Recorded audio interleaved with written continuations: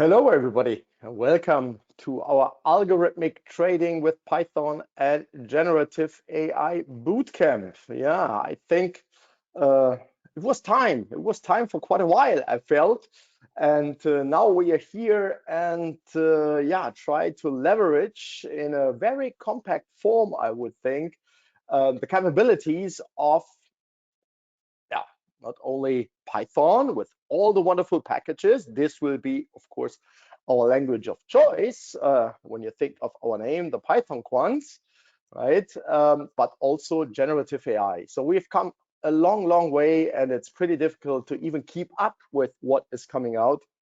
So I fell into the habit recently, or since quite a while, I can say, to follow along a couple of YouTube channels, good guys that keep up with what is going on and then provide you with a concise overview of what has been released over the last couple of days, or sometimes even over the last day or last 48 hours, right?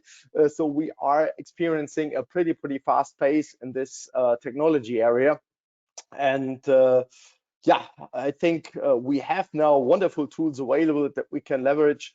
And this is the purpose of the online bootcamp, to at least get started with what these technologies in the form of generative AI or AI assistants, or whatever is your favorite expression in this context, what it can do for us with regard to algorithmic trading.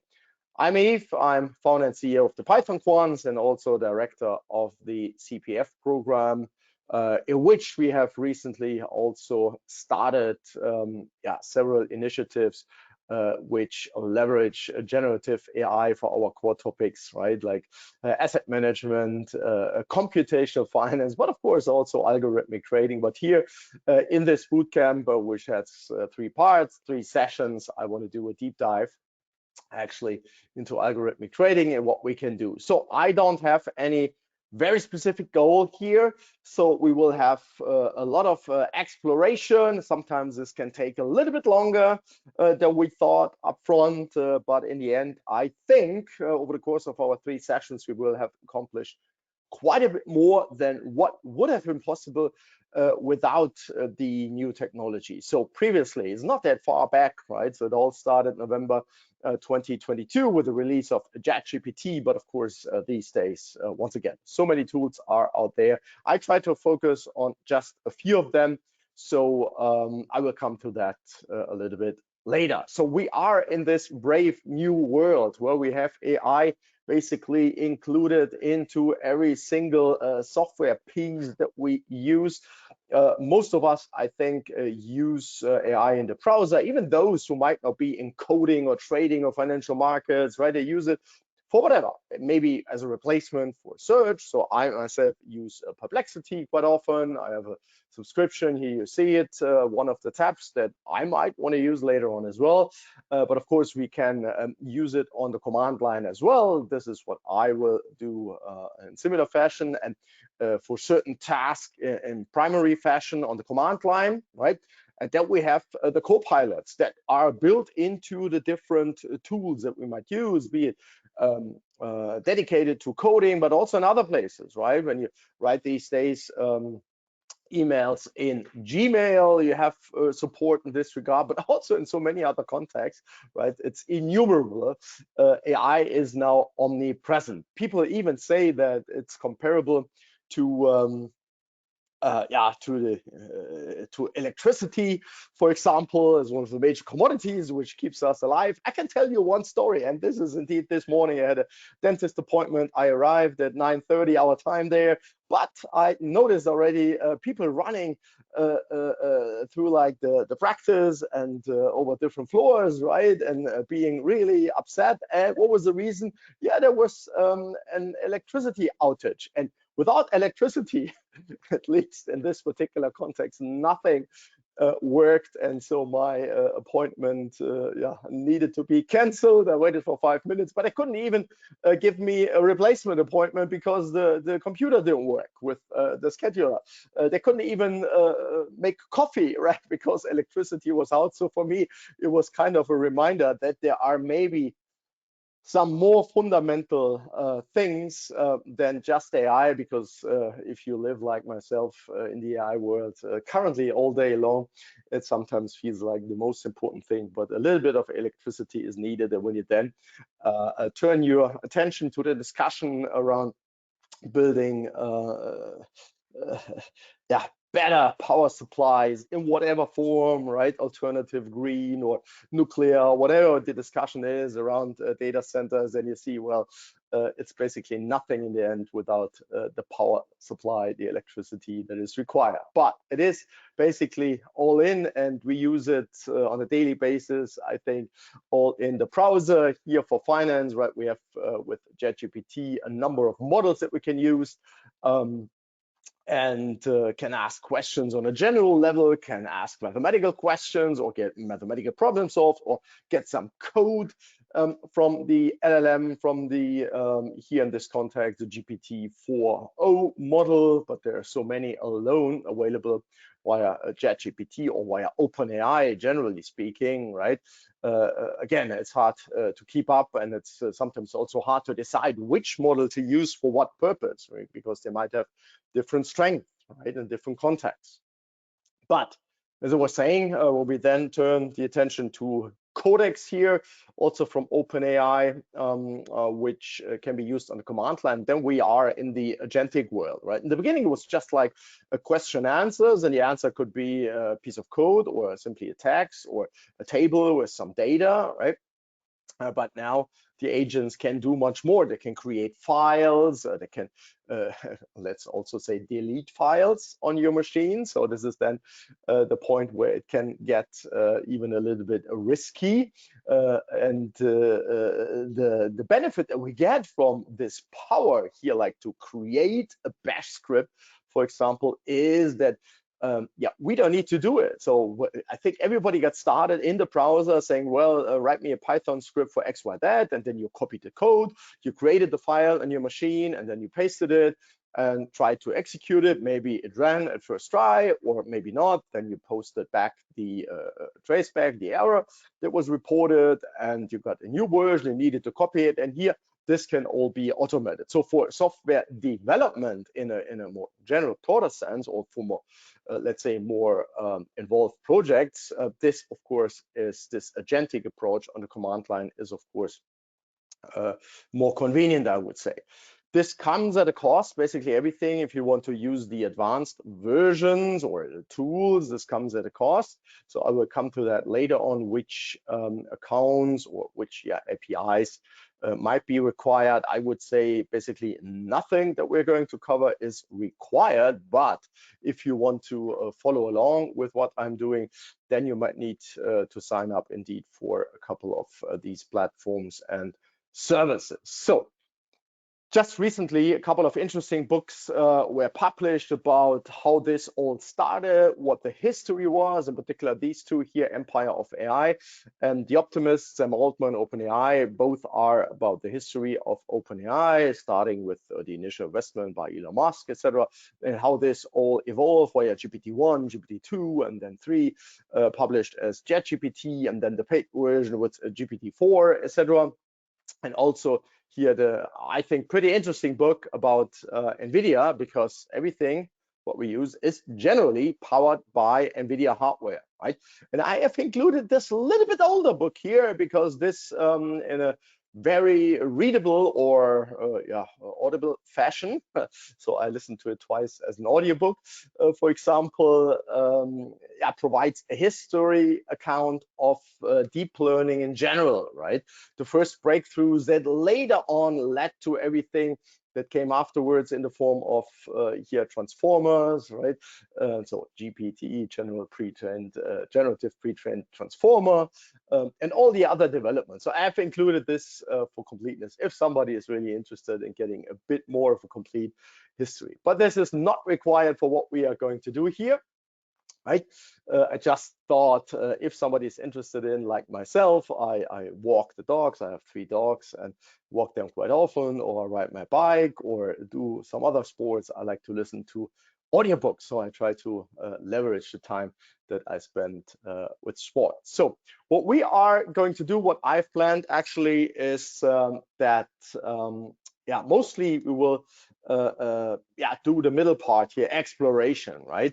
So research, usually I said, if you have a specific task, if you have a specific project, a specific idea, you probably want to research first what the best tools and the best approaches are to get a handle on X, Y, that, right? Then you explore a little bit what you can do with it. And later on, you might settle on a specific tool and they say, yeah, now I exploit my knowledge. Similar to reinforcement learning, right? So doing your exploration and don't know really what is going on, and then getting feedback with regards to your goals and your ideas, etc.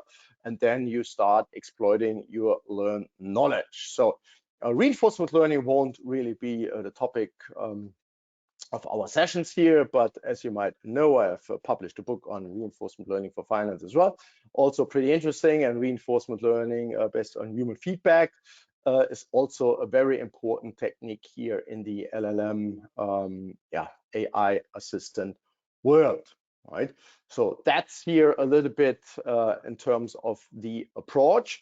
And since I'm not doing the coding usually, and in the past, if you have a look at the other boot camps, free boot camps, to which everybody has access, either on YouTube or at a quant platform, etc. You might see me coding from A to Z and sharing Jupyter notebooks, etc. But this time around, it will be quite different, right? I will be more like the project manager, and hopefully the agent here, my team member in the form of an AI, will do the work. And we can then, for example, interact or see at least the results that have been created. Of course, I will share what we are going to do. So I've created already a GitHub repository. I've shared the link in the chat, but you should have access to other resources as well. But the primary resource, I would say, because you will find there all the links, is this GitHub repository, right? So here it is. That's the link to the GitHub repository in my account, yhilpish, algo_py_GenAI, right? I share it again in the chat here so that we have all the same starting point. And down there in the README file, you find the link to the slide deck that I'm using. Here still, maybe for others who might join later, the link to the GoToWebinar live sessions. Then here to the Quant platform, which I would recommend that you register as well, because the videos, the recordings of our sessions will be made available first there, so that you can access later on the videos if you want to rewatch them, or if you cannot follow along for the whole session. This is then the place to find the recordings, right? The GitHub repository here. This is, if you like, self-referencing, but for completeness, I have listed it here as well. And one important point, so if there are questions, you should go, let me see whether I should have opened it. Well, yeah, of course. You should sign up for, if you haven't signed up, probably all of you have already, or most of you have accounts for Discord. Here, the Bootcamp Discord server. So if you have questions, please do not use the Q&A from GoToWebinar, because this will vanish after the session is ended. But if we use altogether the Q&A channel on the Discord server for the online bootcamps that we do, then afterwards and in between and even a week later, right, we still have access to what was asked, what was posted, what was commented, and you can, after the session, before the next session, after the boot camp, etc., you can still ask questions and interact with others, with myself, right? So with regard to additional accounts, I come to that, right? So that was the starting point, and the platform for algorithmic trading that I'm going to use, I use it since many years. I think the first steps I took with a platform was like 15 years ago, and we've been using it intensively since more than 10 years ago. It is the Oanda trading platform, and I must emphasize now that you should follow this link, same link is in the GitHub repo, and sign up for a demo account, but make sure that you sign up for a UK account and not any other, let's say here, like myself in Germany, or a French account or a Spanish account or whatever, right? Make sure to sign up for a UK account. And this has technological reasons, because what I'm going to show will most probably only work with a demo account from or located attached to the UK, right? So it doesn't take a lot of time for the demo accounts. You don't need to provide, I don't know, any identification. Therefore, when you say, well, I'm from the UK or located in the UK, this is for technological reasons only, right? This has nothing to do with know your customer or that you are betraying someone here. That's from a technological point of view that we want to interact with their API properly. So we won't need it from the very beginning, but yeah, it won't take that much time until we will use it. So I see already a few joining the Discord server. Wonderful, right? You'll find there additional links as well. And if you have a question, please post them in the Q&A channel on the Discord server, right? So that we have this quote unquote forever documented in there. So that's the one account that we need. Via this account, we can do more or less everything that we need in terms of a platform for algorithmic trading. First of all, we will get data from that platform, and second of all, we can execute trades. So I would say that's yeah, that's the fundamental stuff, right? That we get data and can execute trades. Of course, there is some more, but these are, from my point of view, the most fundamental things, right, that we can require from such a platform. So the second thing, if you want to follow along, let's say on the command line, as I will use Codex there, you would need, I will use here OpenAI keys, so the OpenAI Codex and OpenAI keys, but you can also use Open Codex with, let's say, Gemini. So I'm not selling here or marketing, doing marketing for OpenAI, but I know that this is still one of the platforms that is used by many, if not most. Still today, I'm still pretty satisfied with the capabilities, in particular with regard to coding on the command line with the latest model in this regard. I've tested quite a few of them. From my point of view, there are some advantages. But if you say, well, I'm in the Gemini camp, or I have Claude Code or whatever, right? Nothing speaks against that. If you get the same results and it works the same way, maybe even better, wonderful, wonderful, right? So if you are signing up there, I don't have a dime on that. The only thing that I say is that you will need one API code key, right, in order to run a Codex or Open Codex on the command line. And once again, if you are using, for example, Claude Code, you know what you do. I don't need to tell you anything about any other platform. So you are probably set for everything that might be up there, right? So these are basically the two things if you want to follow along from A to Z in the same way that I'm doing it. That you will have a demo account, doesn't cost a dime. Here, when you use the APIs, depending on the model, you need to pay, right? For what we are going to do, I think this is all yeah, reasonable, non-significant. From my point of view, might be a few US dollars. And later on, I haven't included it here because we are not yet there when we talk about cloud deployment, which is the only way I think that it can properly deploy algorithmic trading strategies.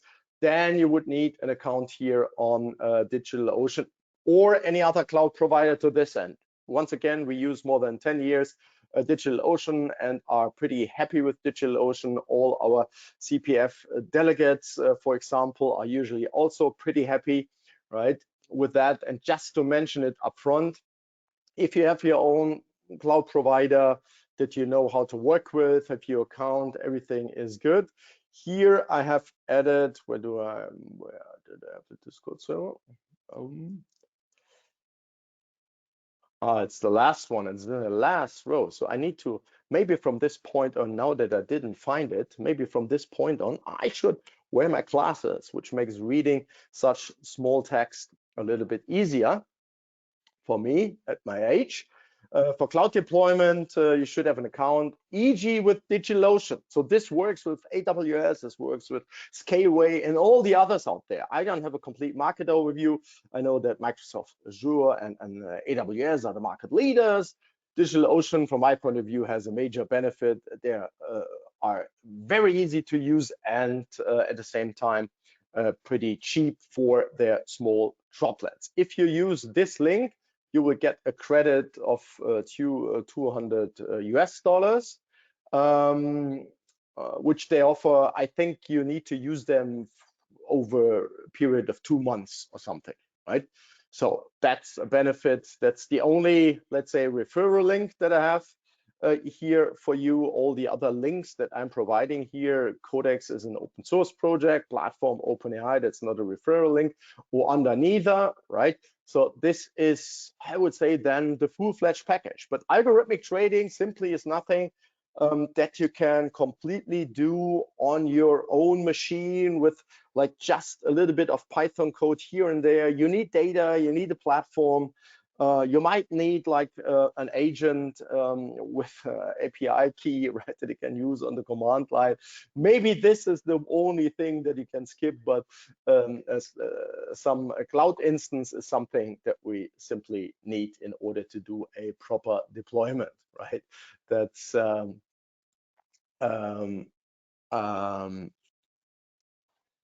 that's a different thing. So there is a question with regard. Please post it, all the questions in the on the Discord server, right?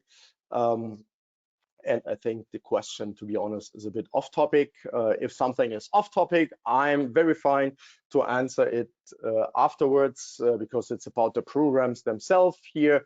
I want to focus really on our topic, algo trading with Python and GenAI. Apart from that, I'm always willing, more than willing, to answer any questions with regard to our program and how it compares to others, right? So, yeah, having said that, again, the deployment part is a little bit further away. We currently don't have anything to deploy, right? So this is one of the next steps. Here is the GitHub repository. Once again, once and for all, you now should have open on your machine this GitHub repository. I did the screenshot here a little bit earlier. So in the meantime, I have added a few files, for example, right? So I have added a disclaimer and references. So disclaimer is something you should carefully read. There is not that much code yet in there, but we will have some code. The code will primarily be created by Generative AI.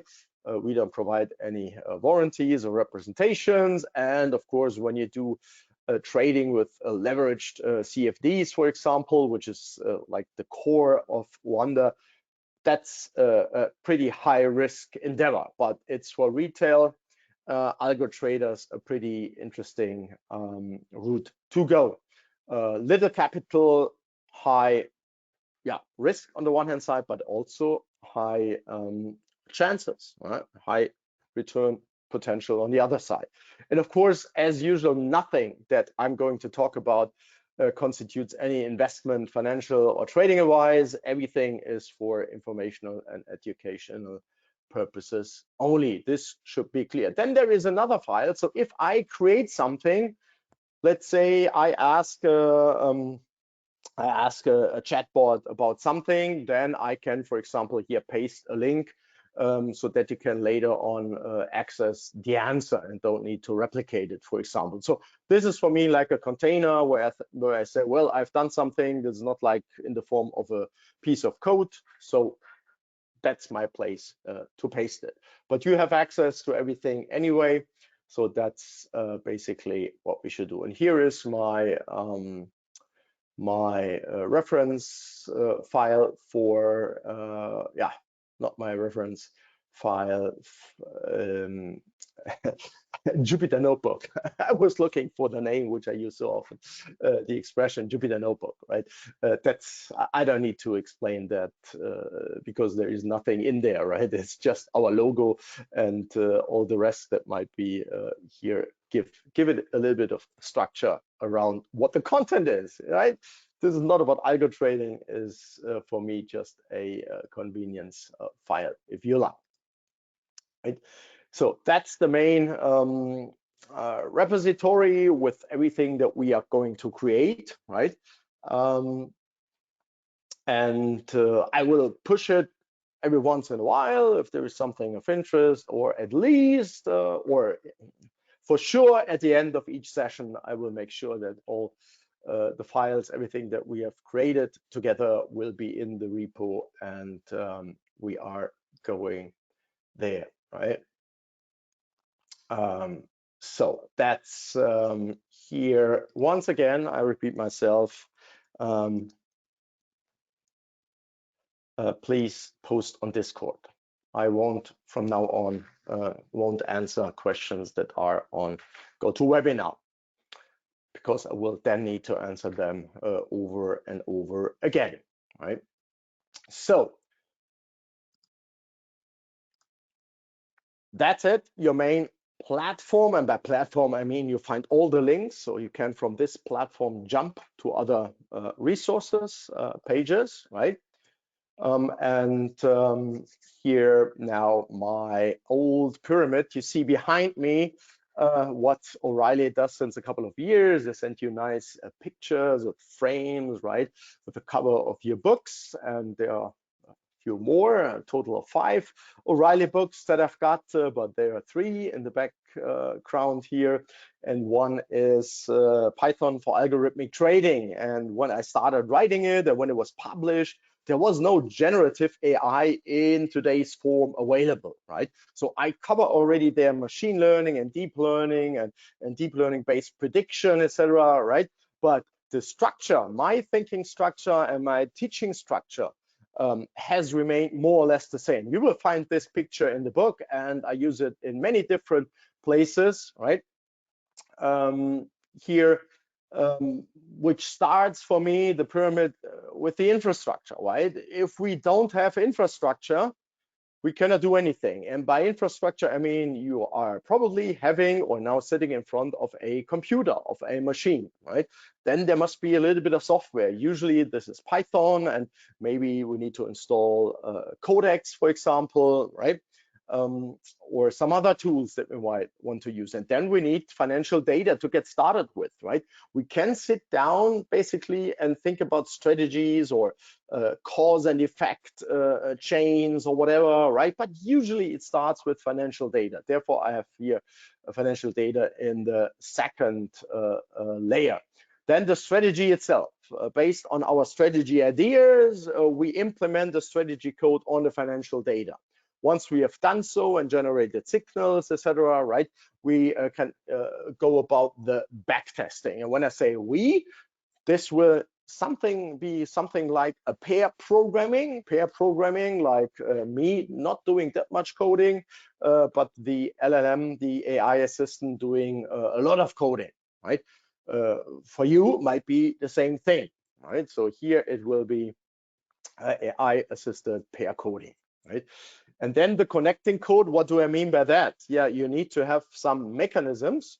Usually we call it API, right? To communicate with the platform on which we want to trade, right? Retrieve data, maybe historical data or real-time data, and then implement some trading code, placing buy and sell orders, right?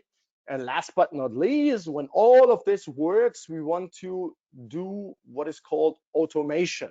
When we talk about algorithmic trading, basically we can think of algorithmic trading also in a manual fashion. Meaning that, for example, I have a piece of code which generates a signal. I get notified about a signal. I go to the platform and place an order. So here I have for my demo account, here you see demo, and if you sign up for the UK account. And again, I'm not saying that you should open here a how shall I say, a properly funded full-fledged account. It's about a demo account, and I'm using a demo account here as well, right? And when I'm in that demo account, let's say here it's on 1 hour bars, I might go here to 5 seconds and see maybe a bit more action here, real-time action going on here with the Bollinger Bands and some SMAs there. This is more or less arbitrary. This doesn't have any meaning. So all of this is for technological reasons, but with regard to our pyramid, here I would now manually, for example, say, place a buy order, right? But of course, we want to have the machine, the code later on place a buy or sell order, right? That's of course what we want to have. And this should then be, that's the highest layer here. And I would say that's indeed like the primary goal in the end, that we have something that is not manually executed, like myself clicking on something, but it's executed by the code itself. And the code itself takes care of a number of topics, whatever this might be in a context. This can be pretty simple, right? But yeah, it can also be quite a bit more involved, as you can imagine. So I'm not here to come about with something highly complex or highly sophisticated or highly involved. That's not a point, right? I want to rather go with you here through the single steps in a AI supported way, using as our primary language Python, right? Because this is what most people use these days in this context. And what the LLMs are admittedly also currently best at generating, right? There's so much Python code in particular about certain topics here, finance generally, algorithmic trading, like my book, right? The code is on GitHub. I'm pretty sure it was trained on that code. Everything else would really surprise me. Actually, I know it. You can read it in one of the books that I referenced about OpenAI, right? What data they used. Of course, GitHub data, public repositories have been used to train these engines, right? So that's the overview. That's roughly the structure. Of course, we might go back and forth, left and right. You might get stuck and go back and start anew. So since I am interacting with such an agent, right, on the command line in the browser, there is no guarantee whatsoever that we get on the first try the result that we desire. That's simply a given, but I would say overall, if we trim down the net amount of time that we need to reach a goal, this back and forth, given the speed of no fingers involved, right? The speed of code creation by the LLMs is worth it, right? So if there are questions now, again, with regard to platform sign up, please post them on the Discord server and the Q&A channel. I see that many of you have already signed up, have joined the server, and feel free to ask there whatever jumps to mind, or where you say, well, this is a point that I haven't fully understood, right? So feel free to do so. Even if I might not immediately reply, usually I collect a few questions and then I answer them. So here on the server, I have it open, but when you see me looking to the left, I have my Discord app open, but here, just for reference, I have also the web-based version open, right? So that's basically it. And what is the first topic that I want to cover with you as a starting point? That is efficient markets, because this is a very important concept, a reference concept for us in algorithmic trading. So my background, when I started learning finance, I of course tried to get a broad overview, but I got intrigued pretty quickly by everything around option pricing, Black-Scholes Merton model, general derivatives pricing, numerical method, etc. And in this quantitative finance, computational finance field, efficient markets is what gets leveraged to come up with proper prices for derivative instruments, meaning that their price is derived from some other inputs, right?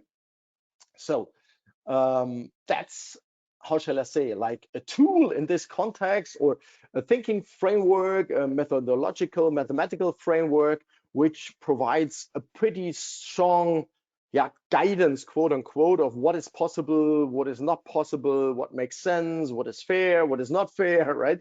Depending on how you want to express the single elements. I keep it intentionally abstract here, right? But when we are algorithmic traders, what is our purpose? Yeah, usually the purpose is to achieve what people often call alpha, and this is above market return. So to get a risk-adjusted return, a premium, risk-adjusted premium that is beyond that what we could have obtained by investing, let's say, in an ETF on the S&P 500, right? So that sounds like an easy affair to say, yeah, I have here machine learning, deep learning, and everything at my fingertips, and I want to now try my hands on something a bit more sophisticated than just investing in a passive investment vehicle, right? And when can we get market superior premiums? Yeah, we can, for example, simply speaking, at the same risk, we can get a higher return. So if volatility is 20% in the market and the market returns 10%, and we can generate reliably 15% for the same volatility level, wonderful. We outperform the market, risk adjusted. Or we generate the same return, like 10%, but we can decrease the volatility from 20% to 15%, right? Then we have the same return at a lower volatility, and that's also something superior to what the market. And market here, once again, is pretty abstract. This can be a single benchmark instrument. This can be a stock index, a broad one or a more narrow one. Usually we think of, in the Anglo-Saxon world, of the S&P 500 like a market proxy, right? But I don't want to go here into implementation details, rather address some general elements. And here are, I would say, three of the most important, maybe just like three of the important, we can skip the most papers in this context. And the efficient market theory goes basically back to the 60s, right? In the 50s, there was like the portfolio revolution, portfolio choice revolution initiated by Markowitz. And here we have the idea of random walks in stock market prices, right? So since the beginning, researchers try to come up with theories about how the stock market evolves and replace stock market by commodity prices, foreign exchange prices, whatever, right? So, but the theory of random walks here casts serious doubt on many other methods for describing and predicting stock price behavior, methods that have considerable popularity outside the academic world. For example, we shall see later, if the random walk theory is an accurate description of reality, then the various technical or chartist procedures for predicting prices are completely without value. So what does this say? You should read, if you haven't read the text or read for the first time something like this, you should read carefully through it a bunch of times. But this says, in principle, everything that I can do here, right? So I can add yet another indicator, let's say relative strength index. I add here as yet another indicator for euro, US dollar, right? No matter what I do here, this should basically be worthless. So maybe not on the 5-second level, but let's go, for example, to 5-minute bars here, but it's independent. Right? Independent of the bars, it's independent of the instrument in this general theory, right? And it says, well, the market, if the market says the price currently is what do we have, 1.169, right, for the euro-US dollar exchange rate, then this is a reasonable price point. And no matter what I do with the data that was here in history, right, I can zoom in or I can zoom out and add more historical data, right? Here there were some larger movements, right? Higher volatility. So no matter what I do here on such a chart, it's without any worth, right? That's what this says here, right?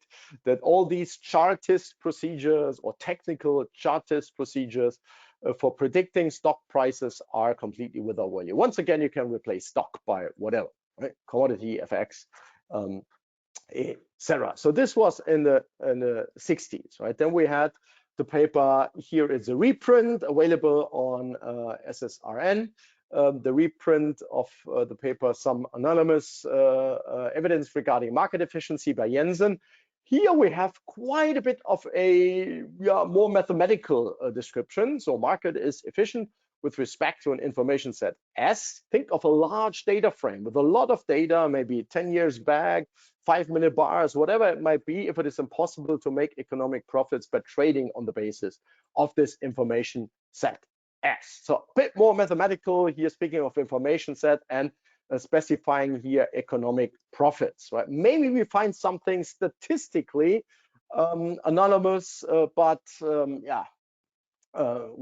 if we are algorithmic traders, statistics is just one side of the coin.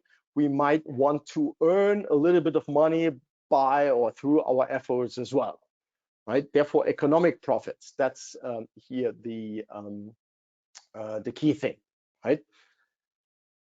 And moving forward, fast forward, like more than 20 years, there is a paper that you must read. That is like, if you don't read anything else, I would say, if you are interested really in algorithmic trading, this paper by Timmerman Granger, and you might have heard of Granger from the Granger causality, efficient market hypothesis and forecasting. So here you see the modern updated version. A market is efficient with respect to the information set S of T, search technologies T of T, and forecasting models M of T if it is impossible to make economic profits by trading on the basis of signals produced from a forecasting model in M of T defined over predictor variables in the information set S of T and selected using a search technology in T of T. So here, one important change is that everything is dependent from the point in time. Search technologies are added and forecasting models are added. So of course, we have seen technology changes over time, right? In the 60s, they said, well, might not be predictable, right? But then OLS regression was available via spreadsheets, for example, right? A major advantage, right? Back in the days, they only could solve OLS problems by hand for a small number of sample points, right? And here we have come a long, long way. But the major thing that I wanted to emphasize here is that if there is alpha in the market, you can trust that almost always it will be of temporary nature and that it might be arbitraged away, traded away over time, right? Some of these opportunities might be a bit more persistent for longer periods. Others might vanish much, much faster, right? So I want to set the stage here and I want to get started now with our infrastructure and the first implementation because this is such an important topic. So it's often forgotten, right, that there is a strong established area of research which usually comes up with the conclusion that markets are quote unquote almost efficient and in that sense unpredictable. And with regard to many algorithmic trading strategies that rely at least to some form of predictions, this might mean that there is no point in following along these strategies, right? Many are, of course, also of statistical nature, are not directional, etc. That's not my point, but we need to have a reference point. We need to be aware of what we are up against. And I find it so nice here with regard to search technologies and models that we can now leverage GenAI to search for something like this, right? There was recently, or there have been recently, a number of articles, for example, that MAN, one of the largest hedge funds there, out there uses generative AI. They call it, how do they call it? Sorry, I forgot the name. Something with GPT, obviously not financial GPT, but something similar, to generate signals. And they are now trading or started trading based on such signals found, but tested, verified by human beings in this case, right? But nevertheless, the initiator was a technology in and of itself. So, but let me get started here. Yeah, maybe let's do it with GPT here. That was, you see, I use ChatGPT for everything. There is nothing, I would say, here for our emails, for generating logos, for generating code, for generating whatsoever, right? That's the main purpose here, to generate text, to generate code, to generate pictures, right? That's really what I'm using it for, basically everything that has to do with generation. This doesn't mean that I'm not writing my own stuff. I have written my 7 books about Python for finance without any help from a GPT or any other AI assistant, right? But this is kind of nice. I want to get started here with the testing of efficient market hypothesis. It's not on the command line. Everybody, I think, can follow along. So what methods, approaches can be used to test based on a financial time series? Can be used to test based on a financial time series whether a market is efficient or not. Simple here. It will understand what I mean here, market, also without the commata. So I noticed that since it's a machine, I'm not trying to be flawless in my writing, right? When I back in the days wrote physical letters, oh my goodness, what effort was put into by the secretaries, etc., into proper spelling, syntax, etc. The machine understands it and hopefully comes up with a proper text itself. So here we see now statistical tests of randomness. So the weak form efficiency. Recall random walk hypothesis, then efficient markets, and then we have like the revisiting by Timmerman Granger, right? This is, if you like, what we've got there. So autocorrelation, Young box test for serial correlation in returns. If past returns predict future returns, the market is not weak form efficient. I mean, that's clear, right? We have a look at the past, and here you can already see this is about returns. My example here is about prices, right? This is open, high, low, close. These are candlesticks or Heikin-Ashi candlesticks, right? And this is not about returns here. This is not a single return number on that screen. This is about prices, but it goes here about the returns, obviously. Well, variance ratio test whether returns follow random walk. In an efficient market, variance of k period returns should be k times the 1 period variance. Compare multi-period to single period variance. So detect whether positive, negative returns occur in a random sequence. The light was turned on here automatically. Let me turn on my light. Back on. A runs test, also pretty popular, non-parametric, detect whether positive and negative returns occur in a random sequence. Too many or too few runs suggest non-randomness. I mean, it's clear if you have a structure where when you see a positive return, the probability for another positive return is, let's say, 70%. Yeah, this doesn't seem to be really random. Or we have here BDS test for nonlinearity and hidden structure, machine learning predictability test methods.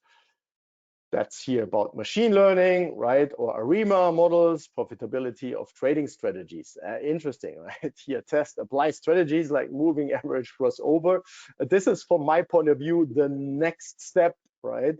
A step afterwards that you try, right, to overcome what other studies have said. Event study methodology, entropy. There's quite a bit, right, that you can do. I want to focus here on the initial part, and before I do so, I want to now step back and I want to just check something. I want to create now our environment with the code that we need to execute it locally. So I can ask it now to generate some Python code, but if I don't have the ability to execute it on my machine, I might get stuck here. So some of the LLMs in the browser can and will execute code, but I want to execute it on my own data set that I will share as well, right? So here, let me just do something.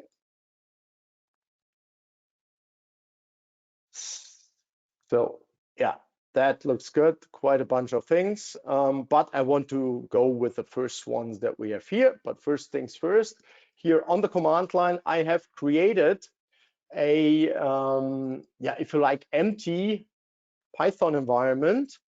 And by empty, of course, not completely empty. We have a Python interpreter in here. So Python 3.12 I decided for, but not that much more. I think there is not even something like IPython, right? No NumPy whatsoever. So what will we need in order to execute? Let us install, I use Conda here. With pip, you can do basically the same, but I prefer, since many years, Conda for my general work here on my Mac in particular. So Conda install -y, and I want to get installed here indeed IPython, NumPy, Pandas, Jupyter Lab. What else might we need? I stick to it. I can always add to the environment as I need afterwards, right? So a couple of packages, maybe it's already on my machine in the appropriate version, I don't know, but it has downloaded a couple of things. And when I now start IPython, yeah, looks good. Let's say import pandas as PD. Takes a while to build the rest that needs to be built in the backend. And yeah, we are good to go. So with that code, I can probably execute already, yeah, quite some code. No visualization. I haven't installed matplotlib, but I got started with. I have now a data set here. I can show you that as well. Here in my data subfolder, EOD data. And when let's open it, or I can open it in Sublime. Here in Sublime, EOD data. So that's a, you see, kind of a dense CSV file. There's Apple, Microsoft, Amazon, Netflix, Meta, Google, Intel, AMD, NVIDIA. And I retrieved this from the end of day historical data API.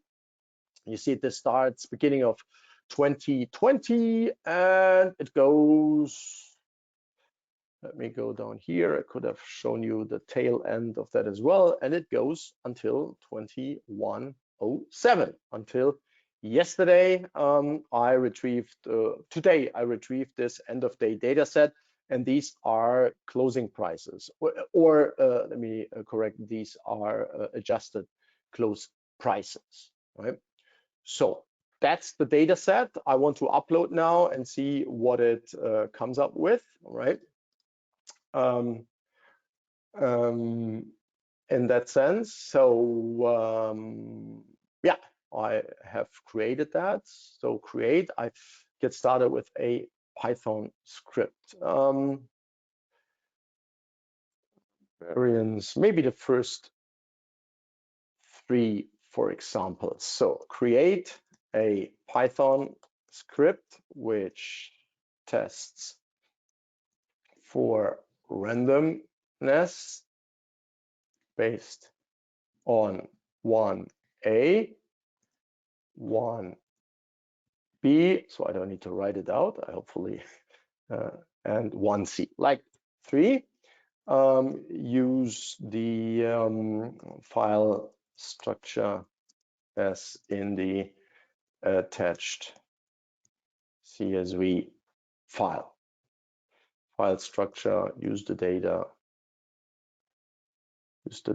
and or data file structure. So I'm going to upload it from it's in my Git data, end of day data. The benefit here of ChatGPT, for example, compared to Claude, is that the data set, which is quite long, it's not huge, right, but it's relatively long, it doesn't eat up all the context window, right? And in other with other LLMs, every single data point would be translated into a token, and you easily run out of your whatever 200,000 tokens, right?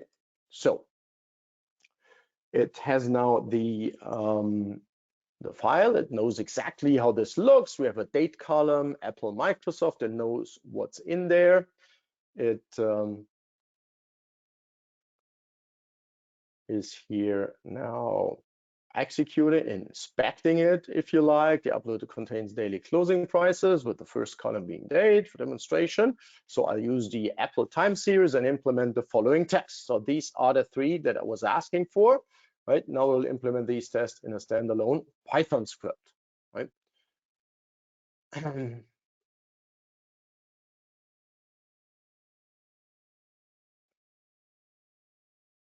It's not really standalone. I can see it already because it has not, the data import here, right, has not been done. So variance ratio, autocorrelation test. This is here from stats models, right? And we have variance ratio. No, where is this from? Arch, unit root, run test, results. So of course it doesn't here execute properly. This is what I could have predicted, right? Oh, it now because it doesn't have access to the Arch package, it implements now the name returns. Here, this is what I mean, right? Every once in a while, it takes a little bit until it gets its hands around everything, right? But in the end, we can say now provide a complete script with all the elements put together, right? So let's see whether it gets now executed. Here we go. Here we go. It is brave. Starts from scratch once again. And we get here a test, right? So the test statistics, we got the p-values, all pretty much close to 0. That's the largest one. The second largest, that's pretty close to 10. So significant autocorrelation up to like 10. Evidence against weak form efficiency. So p-value very, very small. Variance ratio test, no strong evidence of deviation from a random walk. Right, the p-value around, this is what I said, the second largest value. This largest value suggests a randomness in the sign sequence of returns. Of course, we always need to take into account what is tested here, right? Sometimes it tests for randomness, sometimes it tests for autocorrelation, right? So it might be a quote-unquote positive or negative test. So we need to be careful. So let me know, turned into downloadable script or extended to multiple stocks. No. Provide a single, easy to copy and paste version of the code, including data import, etc. Right? Also include a verbal interpretation of the test results. right? Provide a single complete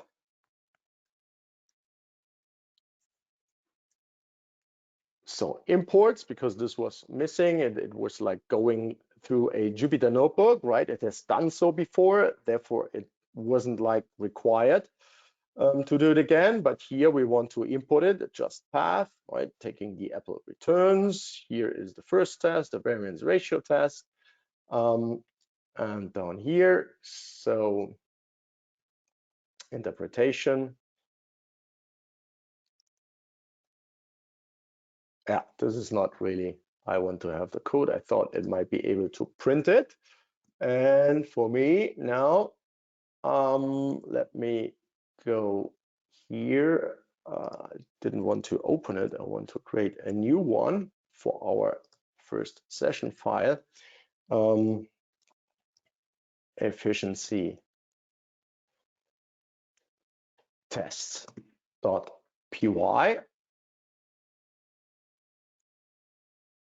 All is good. And here we have the code file, right? But now we need to test it, whether it works. I would need to replace this here by going one back and going to the data subfolder. I don't want to copy around the data files here, so but it should be able to reference it. And let me do it here on the, maybe I need to install something else. Probably there was something, SciPy or whatnot, but it will immediately show me what is missing. Stats models, calendar, install stats models. So you see here, I intentionally started with an environment from scratch so that you see exactly what I'm going to install as we go, right?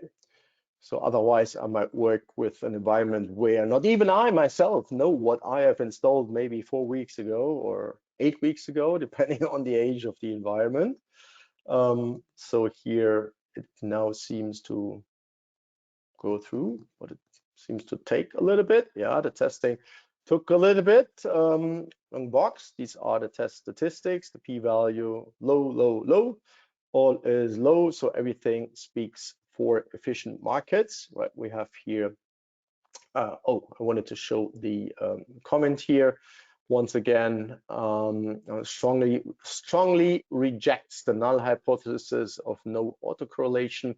Returns exhibits significant market may not be weak form efficient, not be. So I misread it maybe before or misunderstood it. Here it's more clearly. So returns exhibit significant serial correlation. Variance ratio test, not statistically, so cannot reject random walk behavior consistent with efficiency. So here it cannot reject the random walk behavior. Down here, no evidence of non-random patterns in return direction. So evidence for random patterns, right? No, none means evidence for random. So sign sequence is random. So there is one test which says, well, there might be something that we could exploit statistically, right? That's one thing. For example, here, do the same for, let's say, Netflix, just like one of the others. Not a complete script. Sorry, this was now a little bit, could have executed the script. But we have now a starting point, right, where we can, for example, exchange the time series. Of course, we could ask it to add more tests. We could say the whole test suite. If you say, well, let's get started analyzing such an instrument. And I would say this will bring you to a closing point in the sense of, this is worth our effort, or it's not, but it can be a good starting point, right? Here, instead of Apple, maybe we change the code a little bit here to symbol and put it to Netflix. What I was just asking it to do. And here we then put in just symbol, right? I don't think it is used later on. Let me check whether it might be using Apple, e.g. yeah, here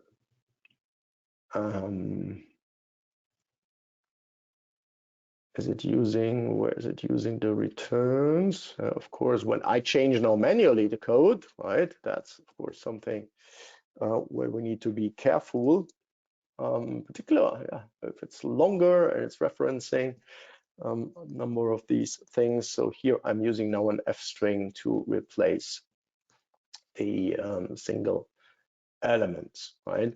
So Python efficiency test, this, yeah, it runs through.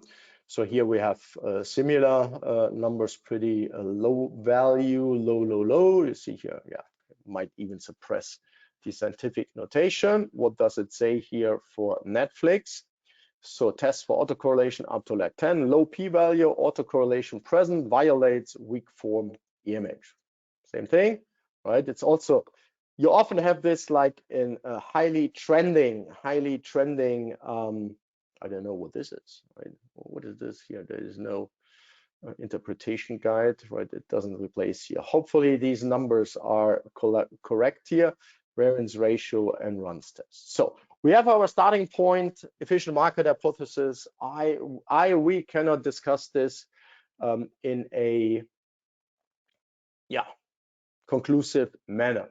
I just wanted to turn your attention to this very important topic that you should consider before you do anything else in algorithmic trading, right?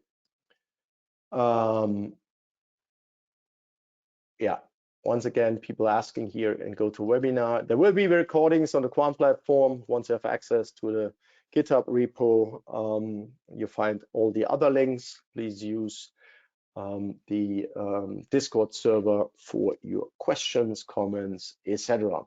Also with regard to papers, I have recommended a couple of papers in here, but I won't go into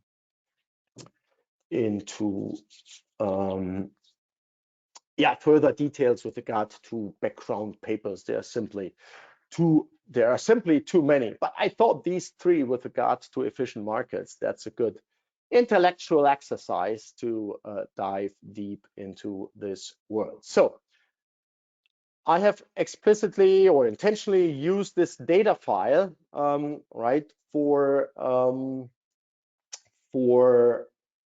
our first walks here, right? No need to access anything via an API. We have a fixed data set. We can now, in my version of the file, we can replace it. And I want to share this now with you in my references markdown. I may include personal information. I don't think so. So I'm creating a link. No, it shouldn't be discoverable, but I can post it here in references. So efficient markets is the topic here. That's the link to the ChatGPT conversation that you can now, since I've shared that link, that you can access there as well, right?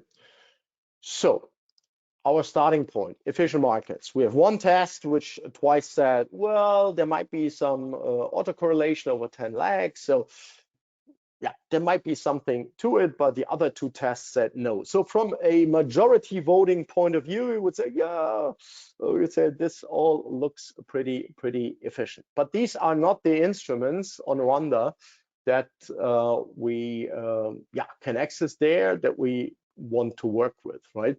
Here in the selector, right? For example, starting with EU, right? So your SIG, German 10-year Bund in euro, or what else do we have? Here is US T-note 5-year, wheat here, commodities can be traded, WTI, West Texas oil, and a few more, right? Here, US 10-year note, Germany 40. So this used to be DAX 30. These days we have DAX 40. So Germany 40, gold in euro denominated, and a few more. So there are a total of quite a few. So we could now here stick to our graphical user interface, but this is not what we want to do, right?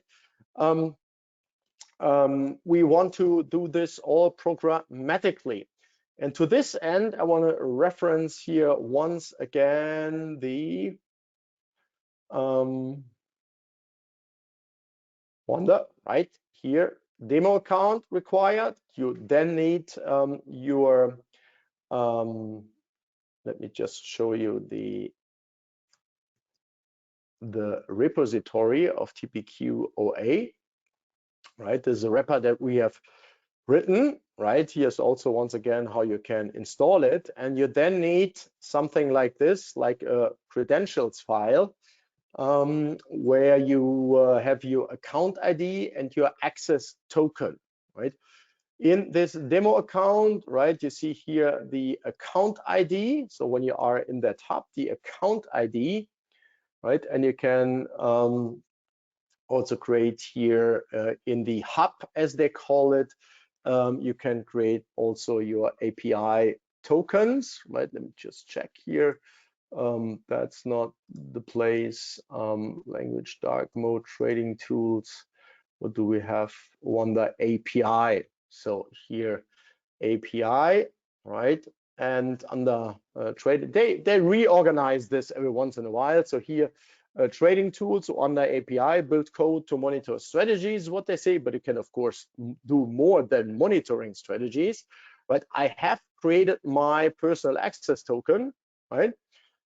Here, revoke would mean that my old token dies and I get a new token.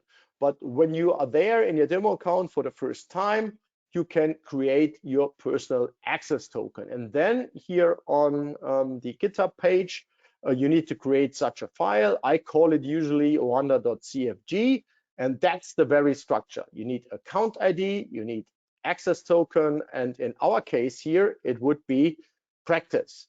That's the default here, practice. Access token you create and account ID you have once you have signed up. And then let us check whether this works after the installation when we want to access here, for example, the instrument. So this is now our first step towards the data in our pyramid, right? So where do I have it? I need here the complete installation command. I copy this now in here. So let's leave market efficiency, turn our attention to something else. So here pip install will now retrieve the code from GitHub, will build it, and afterwards, let me check IPython here. I'm now in IPython, import TPQ OA. It's now installed. Let's call it API TPQ OA.tpq. Exactly here I have my config file. Which folder am I? I don't know. Let me check. No. One more up. No, one up here. Yeah, there is it. Indeed, there is my config file with my token, my secret token. Once I have connected to the API, you see that's pretty simple, right? The major prerequisite is that you have set up your demo account, once again, UK account, even if you are in any place else around the world, right? And have received your account ID and have created the API access token. You have put it in the right structure in such a file. That's a very small, tiny file. Here is it, right? It has 4 lines of code, not more. Forget about default or live. Put in practice, put in your access token, and put in account ID. And you should be good to go. When I say good to go, let me check here. API, get instruments. Maybe simply the whole list of instruments. And now you see here in alphabetical order on the command line, you see indeed, right? What do we have? We have here our instruments, right? Instruments, API, get instruments. I can also store it, of course. Here it's a list object, the length of instruments. I have access in my demo account to 123 instruments, so quite a bit. And I like to think of it like a global macro set of instruments, right? We have commodities, we have currencies, we have indices, we have bonds, right?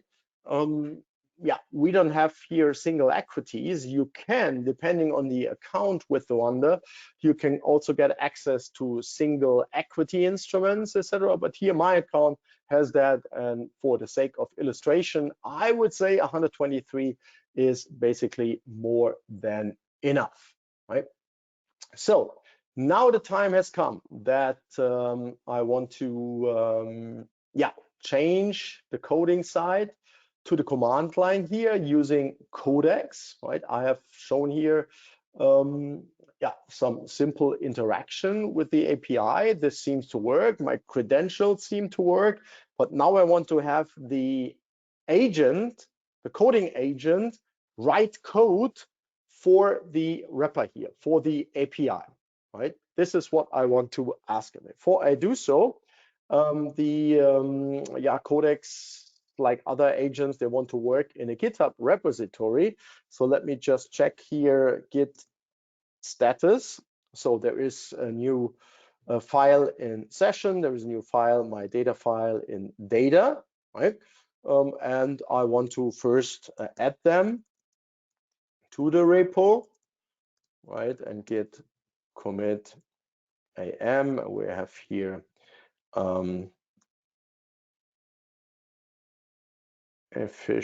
efficient market tests. So we do it with a single instrument, right? So we test whether a given time series exhibits the typical characteristics of an efficient time series or not. So this is what we do here. So that's a given. I can, in the meantime, push it also so that you have access to the updated files and the new files. So here we go. So the next thing is that we need now Codex installed. Codex requires the Node version, and the Node version should be 22 or above. You see here I have installed Node 24.2. I don't know if it's the very latest, but it's one of the later versions available. Maybe that's the latest. I haven't checked before, but it should work with that. And we need Codex. So now you might wonder, how do I install all of this? Let me, for example, here ask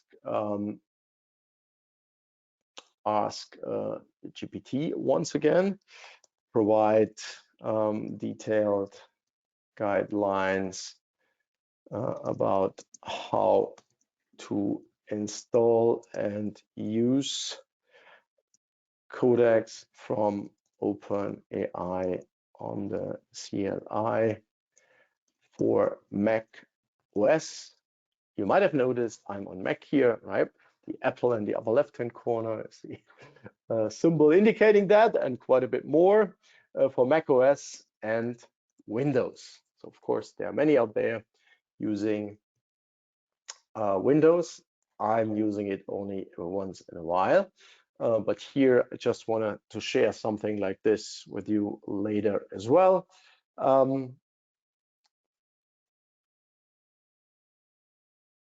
So here you see, get your API key from platform account API keys. This is, I don't have it open, but this is the screenshot that I was showing before. Use the official installer, install OpenAI Python package, use OpenAI CLI, pip install, upgrade OpenAI. Here the key needs to be set, right, for authentication. You can put it in your environment like Bash, Windows. Therefore, I was asking both for macOS and Windows because the syntax is unfortunately, or as we are used to, different, right? Then you need here, or they provide an example. Use curl for raw CLI and the script codecs.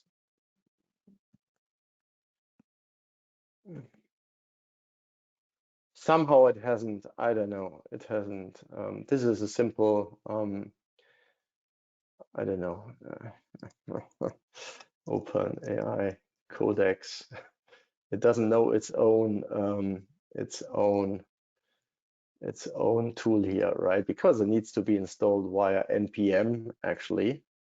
So here, that's the installation procedure that I expected. But it's not too bad that we have that as well, right? If somebody doesn't want to go to the full agent here, right? About command line, make it interactive, security tips. So now provide the same guidelines for that tool here. Its own tool, right? I don't know why it.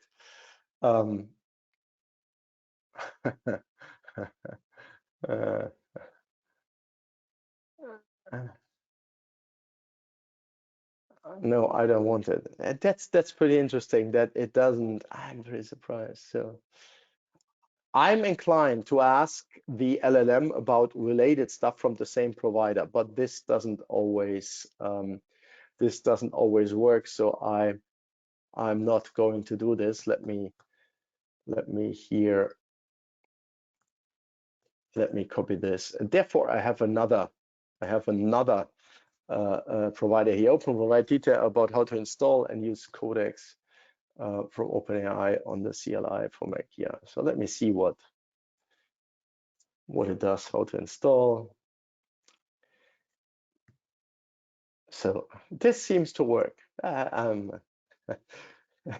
This is like going to I don't know, the documentation of a provider, a software, and it says, yeah, I'm so sorry, I don't know anything about the tool you're asking for, right? Pretty surprised, but I told you it's not always here, right, that it goes straightforward. But we have alternatives, fortunately, and yeah, here this looks like a proper guideline for exactly what I wanted to have. So wonderful, because you can go through the GitHub repo, you can go on the blog, etc. You might find your way, but here, this is what I basically wanted to have for you, that that you can reference easily one page, which explains how to do it, installation and usage. We use whatever tool brings us to our goal, right? So git commit codecs installation guidelines added, so that you have it as well. For those who really want to follow along, I said it before, no need to follow exactly every step that I go. You can always get back, you can watch the recording, you have access to the code that we generate, etc. pp. Right? So no doubt about that part.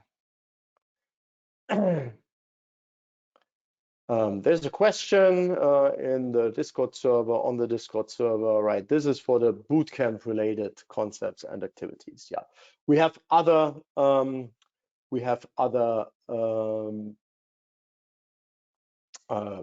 channels. For example, our Quants dev channel that is for open discussion, not directly related to the bootcamp. So here Let me now start codecs. I don't use any flag, any customization. I started here as it starts by default. You see here the folder I'm in, right? First session, the model that is used is Codex Mini Latest. That's a dedicated coding model here for codecs.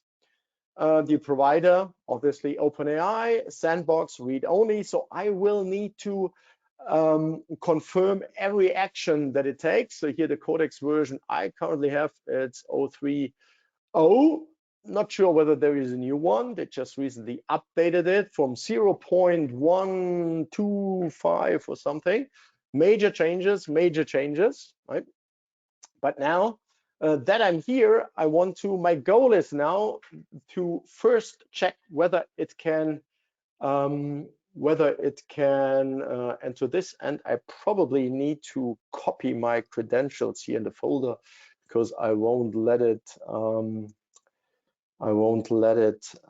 go to the upper levels here, but it won't be in the Git repository.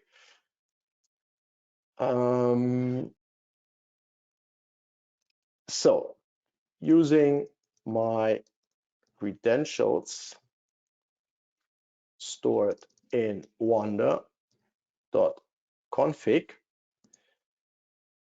generate a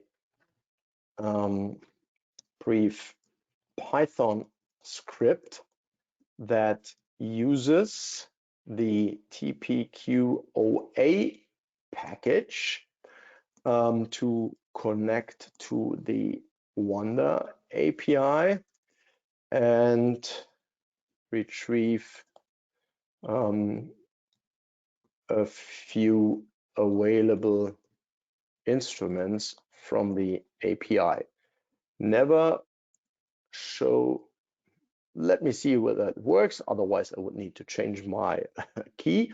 But it's just a demo account, right? So you couldn't steal any money. You could just trade down if you use that code, my paper money. Never show display the credentials themselves as stored in the Oanda CFG file. Let me see what it does. So this is already quite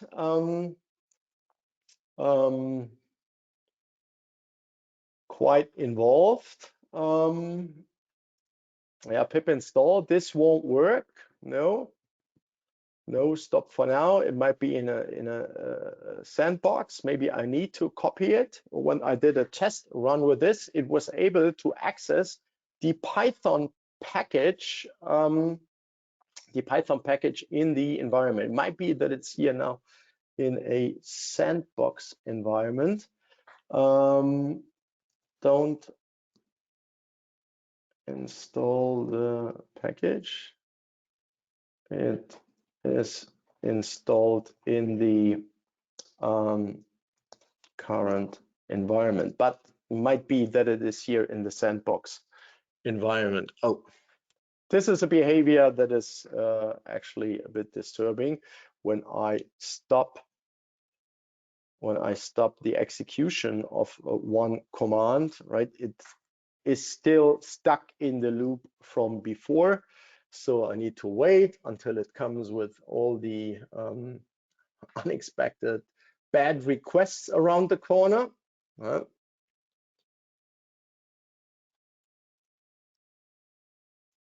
I make life easy. This is just a single file. Therefore, it is here.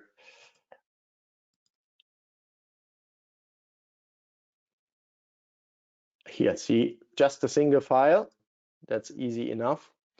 Raw, change to raw. So I could search it on my machine, but here that's a bit faster. So it doesn't hurt that I put it in the session folder. I have it in the environment anyways. O1 wget, and I can copy it later on as well. I'm now retrieving it, right? So try again. Well, let me let me start. Try again. Well,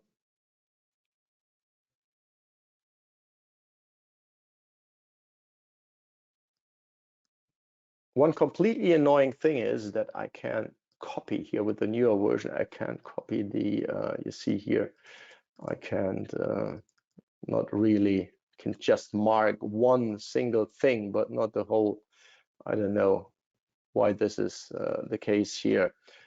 Can do anything. It has turned itself off, so I need to do it again. I have here now TPQA, and it won't fail again. So I don't know why the other version was able to locate it in my side packages folder. So using my credentials file Oanda CFG, create a brief Python script that connects to the Oanda API via the wrapper tpqa.py. So now it is in the folder and retrieves a few instruments available. Never show display my credentials as stored in Oanda.cfg. So unexpected behaviors, right, are still commonplace. In particular, what I don't like is unexpected behavior that is so different from one version of such a tool to another one, but this is what we need to live with. Everybody who has gone through all the cycles of pandas, for example, in the past, right? There have been so many changes to the pandas API. Oh my goodness. TensorFlow is another good it's another good example, right? Where things have changed to a point where old code was simply not usable anymore. You needed to implement it from scratch once again. So let me briefly check down here. You might have seen, in the meantime, getinstruments.py seems to be a new file that it has created. I haven't specified that file name, right? But getinstruments, I think, sounds reasonable given my prompt. So here it is, and subble get instruments when I open it.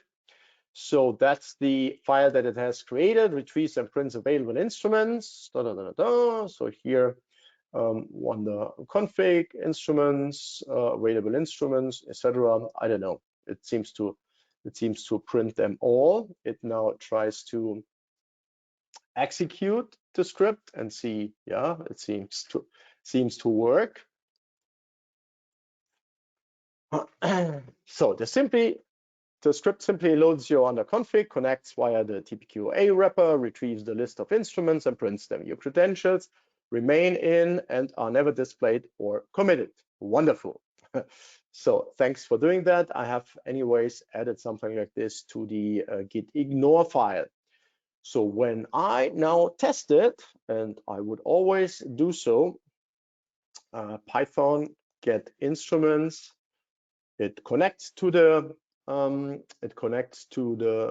API, and yeah, retrieves all the files. I said, I don't know whether I was specific or not to retrieve just a few. 5 of them would have been, for me, enough as a proof of concept, right? So that was the first step. I just wanted to get it to a point where it can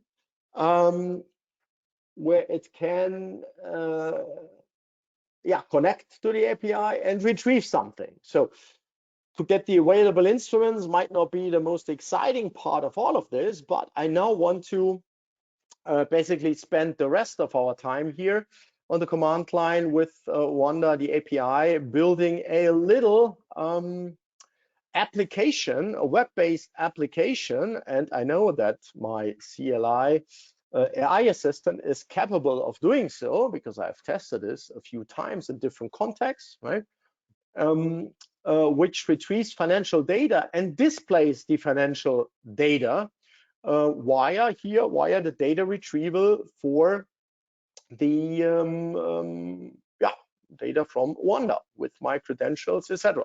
So let me now just as another test to show you how this works in principle, because this is something I've shown you manually, right? But now something else. Now create a brief script that retrieves from the Oanda API time series data for euro US dollar, for example, or I don't know, SPX US 100 NASDAQ, or I think it's called NASDAQ 100. They sometimes have slightly different names. Let's go with NASDAQ here.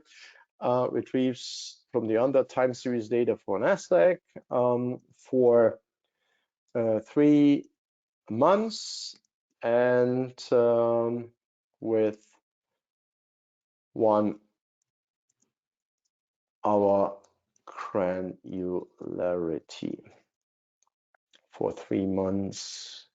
To be clear, back from today and with 1 hour granularity. So these are the major input factors: instrument, start date, end date, granularity. I simply say here mid price. We have 3 prices: bid, ask, and mid price. Never show my creds. So this is just for what is the next step, namely to create something that relies on historical data. Here it again checks now. Here you see the relevant method, get history, right? So it checks now exactly instrument, start, end, etc. Right? Get NASDAQ history. I mean, it's what we would also do as human beings. We would see, yeah, what is the signature of the method that I want to use, right? And once I understand what it's expecting from me, I would go ahead, right, and use it.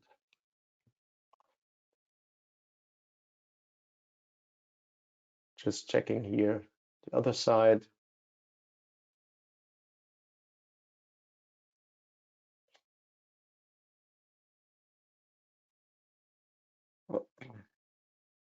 So moving on. In the meantime, I was checking questions here. It's now managing the GitHub repository. And once we are set here with the basic API interaction, basically the whole world is open. And even with this quote unquote demo account only, right, we can get 5-second bars back for 10 years, right? There's hardly any other API I'm aware of which gives you that much data for free, right?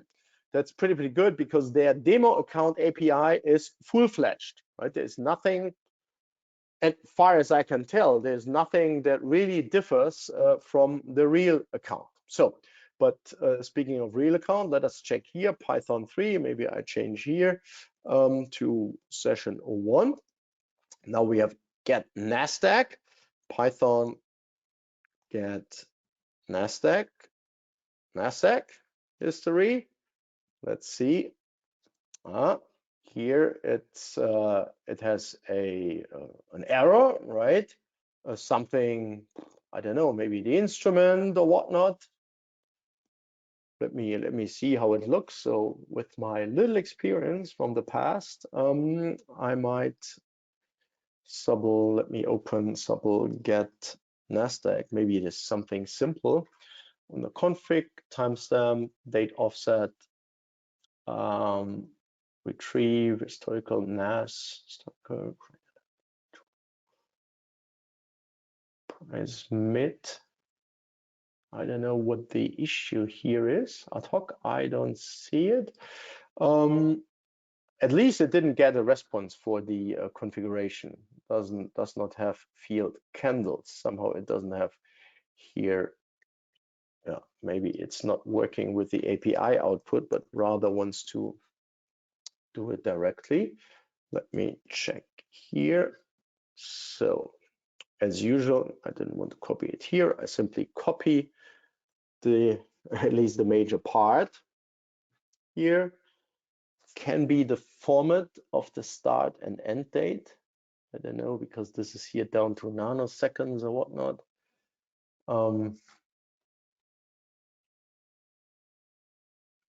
I'm pretty sure there's something here that it uses, as you see here, this might be the thing, UTC now, and this goes down to the nanosecond level, and for sure you cannot provide nanosecond data in order to retrieve the data.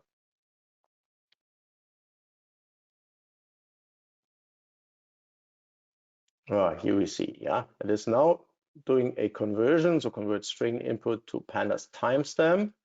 It is now going ahead with changes to how it manages the start and end date. Also, something like this is good, that we first check whether it can manage what is going on with the data retrieval before we then move on and do something more sophisticated. Because this is the basis, obviously. Here, it now retrieves it. This is obviously the basis for everything that I mentioned before, right? The little web application, which retrieves data, where we can visualize what is retrieved, right? So it does now, hopefully, the trick.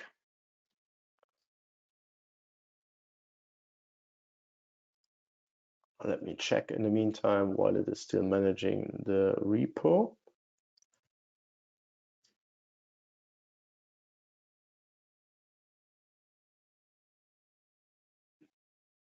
Yeah, here it shows now, right? It doesn't print out the whole thing, right? But we get here for NASDAQ, open, high, low, close, volume, complete, and this here means we get data up until 22nd today, hourly data, but this day, so to say, is, or here, even this hour is might not be complete. So when you have a look at my watch here, the clock, it's here 13 minutes to 5, but this is here GTC, GMT, I don't know what time it is. It's a time difference to under UK, right?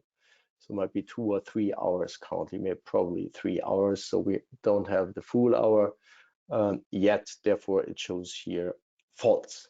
So this, in other words, this time interval is not based with regard to, yeah, open is clear, high, low, and close might not be clear, right? Either of the other three can still change, but it now knows how to retrieve historical data. That's a good thing to have. Now implement a web-based application with Streamlit, which allows the selection of an Oanda instrument, the start date, default today, not today, the other way around, default -3 months. It's not a start data, it's a start date, right? Default -3 months, the end date, default today, right? The granularity, default day, and as price mid price. So the data shall be visualized with Plotly, candlesticks. Avoid this is now from experience, the use of pi arrow in any instance. So I don't know why, but depending on how data is managed with pandas, it invokes pi arrow in multiple different contexts. And this, has led in the past, my experience, to a number of issues. So one lesson learned here, avoid the use of pi arrow in any instance. So I want to select an instrument, the start date, end date, granularity. Default shall be 1 day. Data shall be visualized with Plotly, candlesticks. Avoid the use of pi arrow in any instance. So it now hopefully has learned how to retrieve the data with the TPQ-OA package, or wrapper, generally speaking.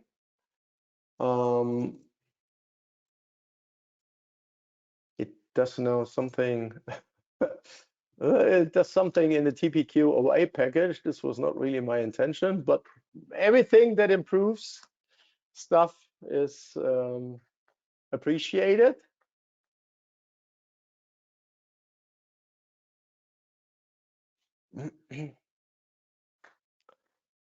So it's still, no, it's now creating the Streamlit app.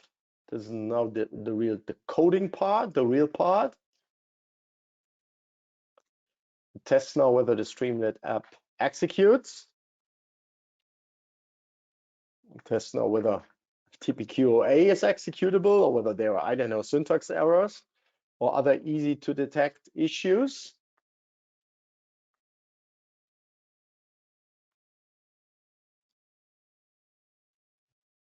So install dependencies: Streamlit, Plotly, Pandas, v2. This should be installed already. Streamlit run. So I haven't installed Streamlit yet, nor have I installed Plotly. I can do so. Conda install Streamlit Plotly. The rest should be installed in that particular environment.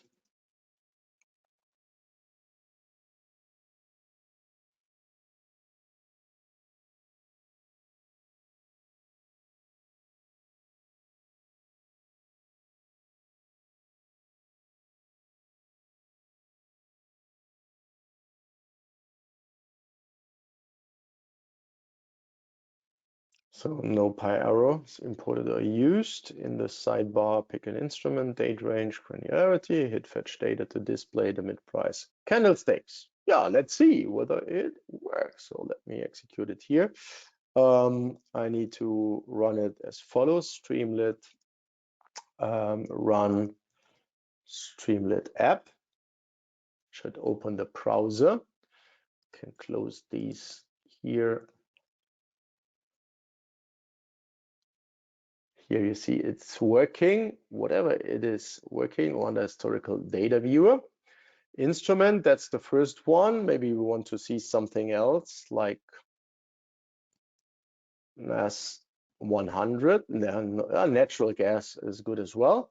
So here 20 7, fetch data. Let's see what it does. And we get a nice visualization here of the data with Plotly, which means we have here interactive capabilities. I can also here zoom easily in and get back to our original scale. This is here also a thing where I can change the interval which is to be displayed, right? And it also shows here the data table if this is of interest. You see, as before, here, that's the last one, where this API call it obviously has just retrieved. Yeah, that's end of day data. Of course, that's end of day data. Let me check whether this works with something else. So, for example, 720 as one example, and the granularity, let's say 1 hour, for example. And here we have not that much data, right? But still we get now hourly data for our chosen time frame, right? And we need to take into account again here that it, via this call, obviously stops. Let me see what the latest is. Yeah, it stops the day before. It doesn't retrieve the data for today, right? So that's working, I would say, not too bad, right? I would rather prefer now the following, that here the selection part is in a left pane, right? And that we get the display part then in the right pane, right? So it's not in the sidebar, right? Here, this doesn't seem to be properly implemented, right? Here, the parameter selection is not placed in the sidebar. Everything is in the main pane. Correct this. Right? So it says it is the way, but it was obviously not. Right? So this is a, how should I say, a style related topic.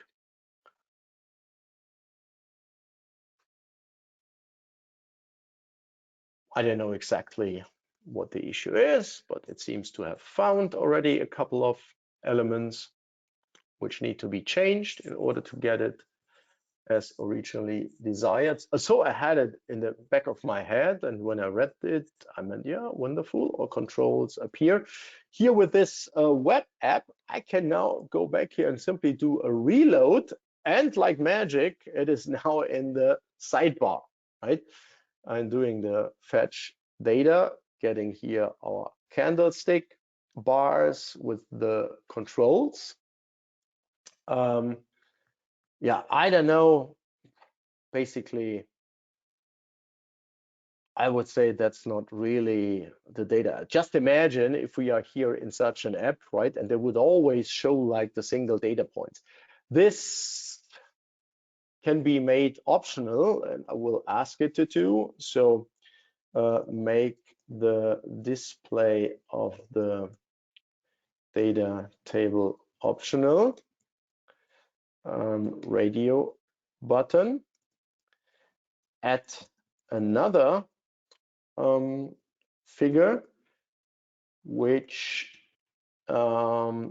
compares the closing price of the main instrument to a maximum of 2 other instruments. Put it under the original figure. So we have just this one main instrument, but maybe you want to compare the price evolution of whatever to something else. So a typical task. So my idea is maybe we keep this here with the table, but optional, right? I want to have a button where I say, well, show me the data of the instrument, and then I want to have another chart, a price chart, where we just compare the closing prices relative to some other instruments. And relative, I don't have put in there yet. So relative means normalized, right? But we can still add this afterward. So step by step here. So it is about the radio button. I have somewhere read here something about the radio button. We could, of course, allow to add 3, 5, 6 instruments, but yeah, I think comparison with too many might not be as we desire it or as we would like to see it displayed. So closing, let's see. My task here is a difficult one. I need to reload the application. So something is now not, yeah, here we go. It is wonderful. I forgot to click fetch data. So let me here go now with NAS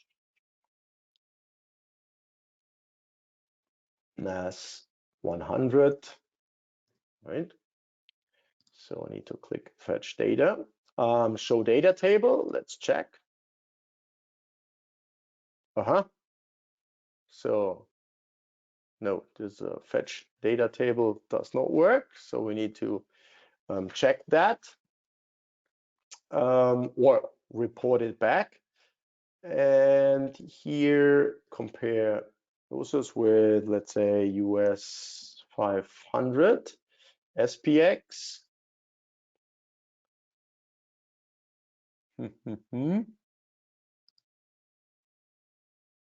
So neither of these work currently. So turning on off the data table does not work. Neither does the generation of the price comparison chart work. So we have we have some radio buttons there, and we can choose another instrument. But what's the point in having that when we are not able to use it, right?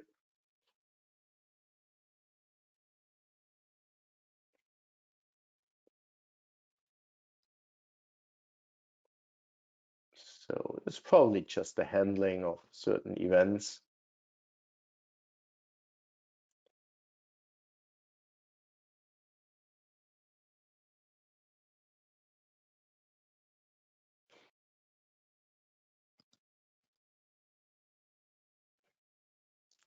So press fetch data, the candlestick chart appears immediately. Yeah, the compare closest selector and show data table radio are always active. Toggling either will rerun and update the comparison chart and or the table without refetching. No credentials, thank you. It has learned its trick. So reloading, let me do a hard reload here. And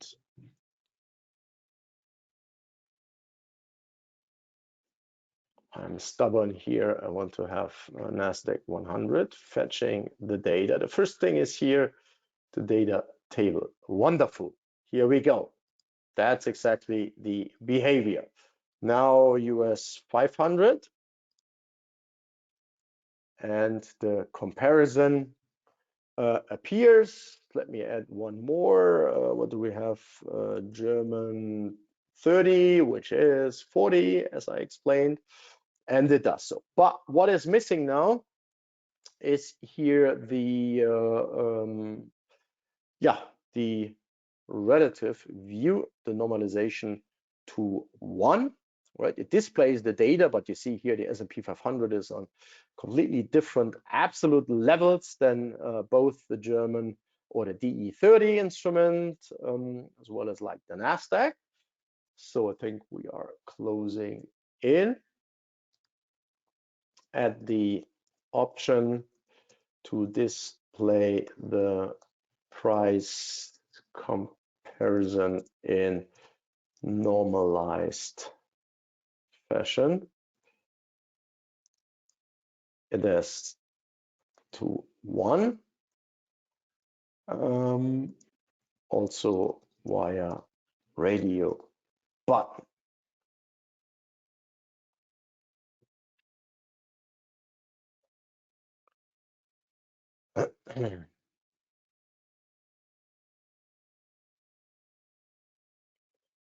It should be a relatively straightforward change.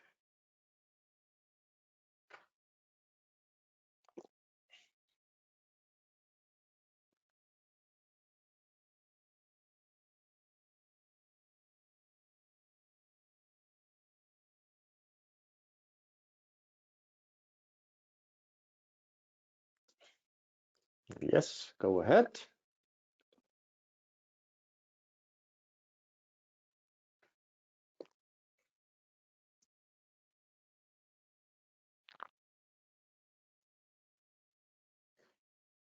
Injecting the changes.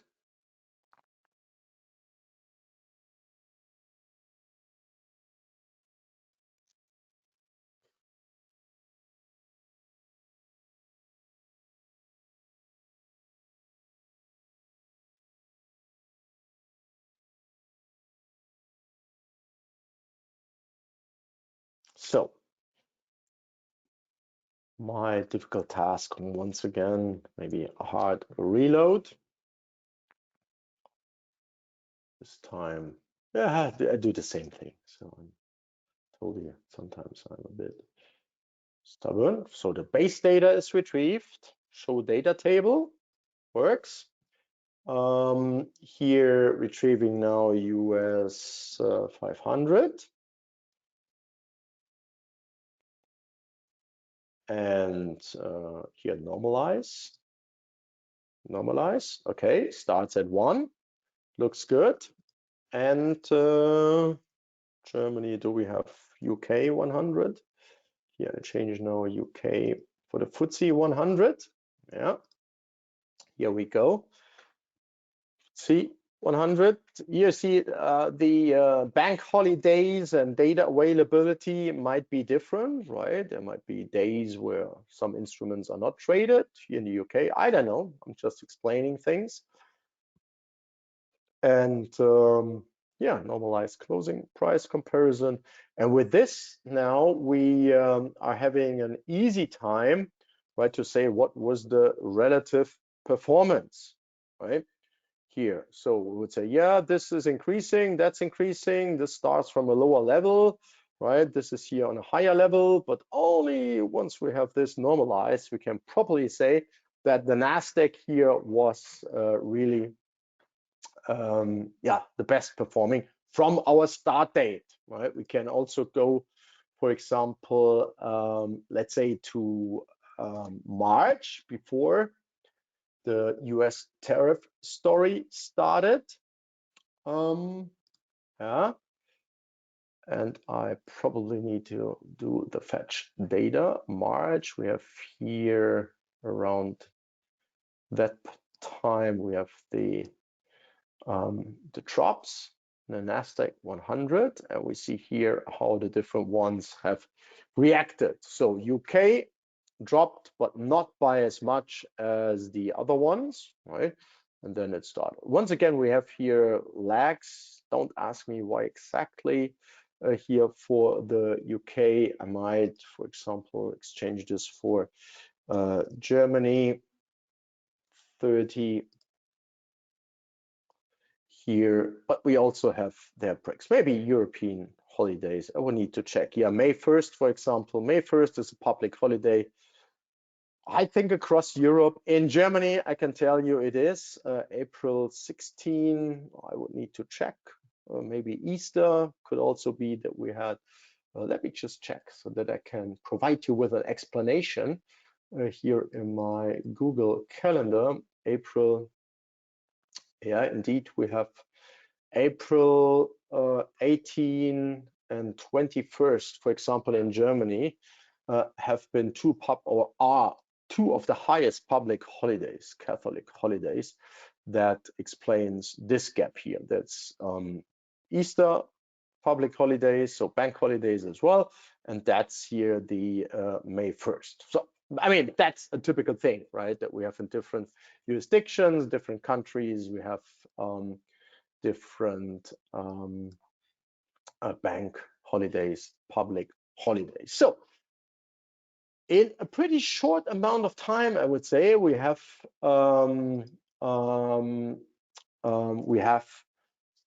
yeah, if you like, tested and to some extent also trained the AI assistant here, our Codex command line tool, which is powered by the Codex Mini latest model, in my case now, which is one of the more expensive ones that you can use in this context, but from my experience, one of the best ones that they have to offer.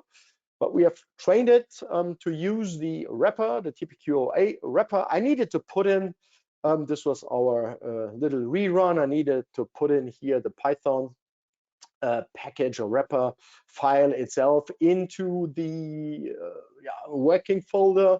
I think not a big deal, but usually, and I had it before as well, maybe I would need to change something in the configuration that it was able to access the package under side packages in the environment. This, of course, what would be a little bit nicer, right? But anyways, we got it to work with my credentials, and you can basically replicate it. It would require, of course, your credentials in the appropriate format, and you would need to change the code here that I will share in the gist.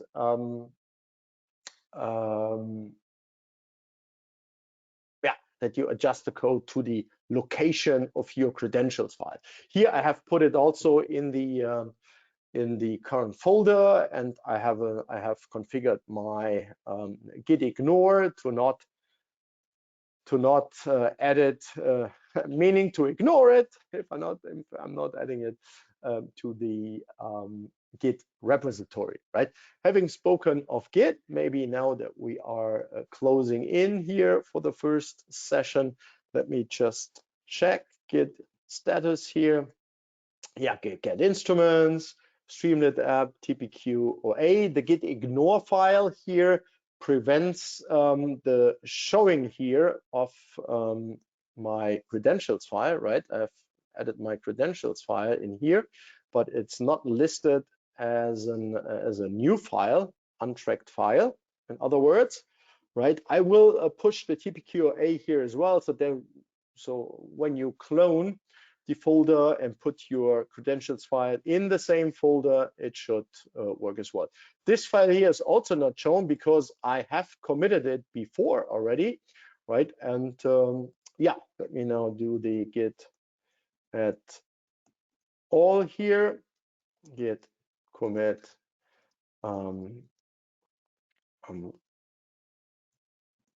code files for Oanda API, web app for data visualization. You hopefully know what it is. So git push origin main. And I would say with 45 minutes roughly talking about algorithmic trading efficient markets and doing 75 minutes, or let's say 90 minutes now, of AI assisted coding with regard to testing for efficient markets.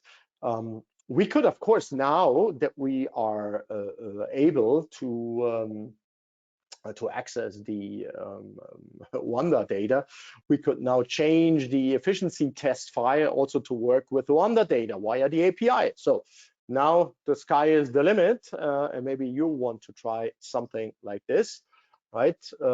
We just need to stay somehow focused, but in terms of my little pyramid that was up here, right? Infrastructure, financial data, and we have done a little bit more, right? So I have jumped here to connecting data without placing trading code. So we connect to the API, we retrieve financial data, we visualize the data, right? But we are not yet on the strategy part. So we have 3 parts in the bootcamp.